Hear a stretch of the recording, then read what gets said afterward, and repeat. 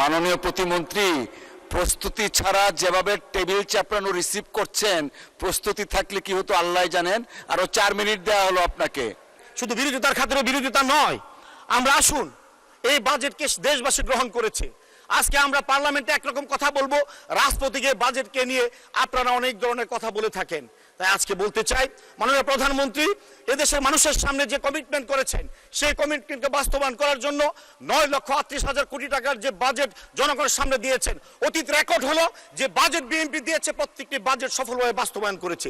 এবারও ইনশাল্লাহ আমরা চ্যালেঞ্জ করে বলতে পারি, মাননীয় প্রধানমন্ত্রীর নেতৃত্বে এই বাজেট বাস্তবায়ন হবে এবং মানুষের স্বার্থে, জনগণের স্বার্থে, এই হাজারো মানুষের রক্তের দামে কেনা এই মূল্যবান এই গণতন্ত্র, এই অর্থনীতি, এই দেশকে আমরা মজবুত করার যে পরিকল্পনা এগিয়ে যাচ্ছি, ইনশাল্লাহ সেটা সফল করব। সেটা আজকে আমরা 4 মাসের মাথায় বলতে চাই না, আমরা সময় মতো আমরা দেশবাসী যেমনি ভাবে সমৃদ্ধ করেছেন আপনারা।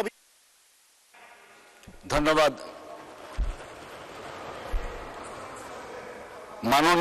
মাননীয় প্রতিমন্ত্রী প্রস্তুতি ছাড়া যেভাবে টেবিল চাপড়ানো রিসিভ করছেন, প্রস্তুতি থাকলে কি হতো আল্লাহ জানেন।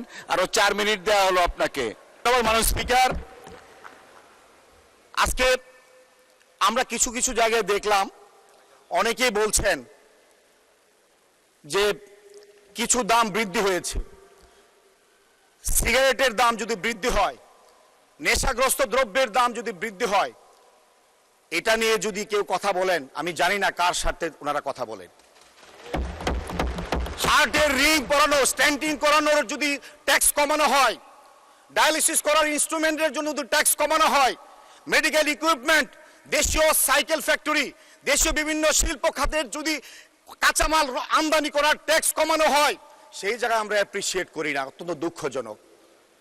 আমরা লক্ষ্য করি কি, আমরা যেখানে আগামী 1 বছরের মধ্যে 42 লক্ষ ফ্যামিলিকে আমরা ফ্যামিলি কার্ড দেব, আমরা যেখানে বলছি আগামী 1 বছরের মধ্যে আমরা 40 লক্ষ কৃষককে কৃষি কার্ড দেব, প্রবাসীদেরকে আমরা প্রবাসী কার্ড দেব, আমরা হেলথ কার্ড দেব, আমরা ওলামায়ে কেরামদেরকে ভাতা দেব, আমরা অবহেলিত জনগোষ্ঠীকে আমরা অর্থনৈতিকভাবে স্বাবলম্বী করব, আমাদের মা বোনদেরকে অর্থনৈতিকভাবে স্বাবলম্বী করব।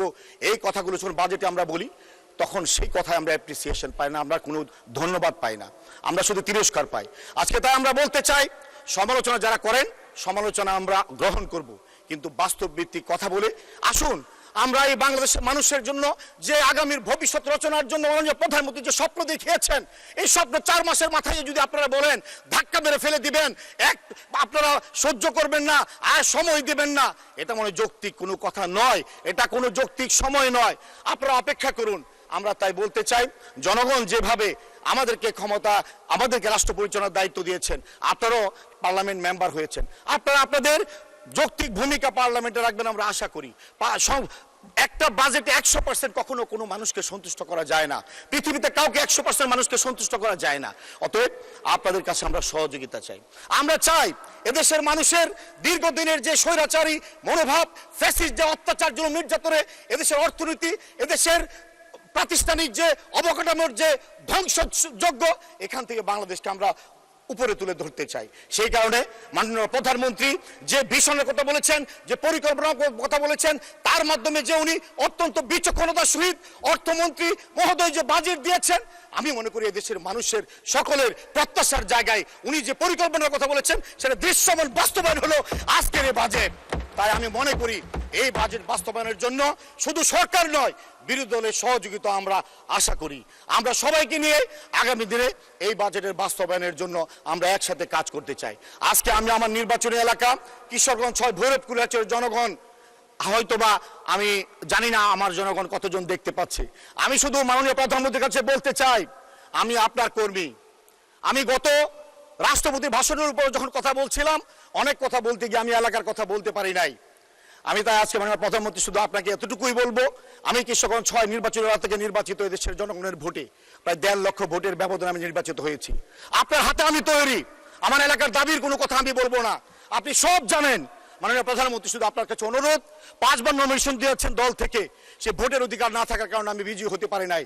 আজকে আমার নির্বাচনী এলাকার মানুষের স্বার্থে আমি বলতে চাই, আমার জন্য আপনি খেয়াল রাখবেন, আমার এলাকার উন্নয়নের জন্য একটু খেয়াল রাখবেন, এই কথাটুকু আমি আপনাদের কাছে দাবি রাখতে চাই।